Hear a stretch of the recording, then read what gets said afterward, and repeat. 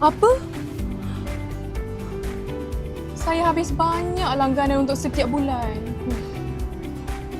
Hah? Guna ke semua ni? Jangan bazir wang. Kurangkan langganan tak perlu, simpan lebih setiap bulan.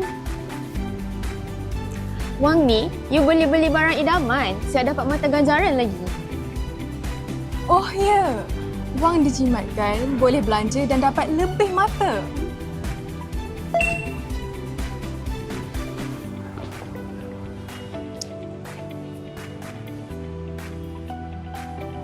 Muat turun apps ni, mulakan beli belah bijak, hadiah eksklusif untuk pengguna baru.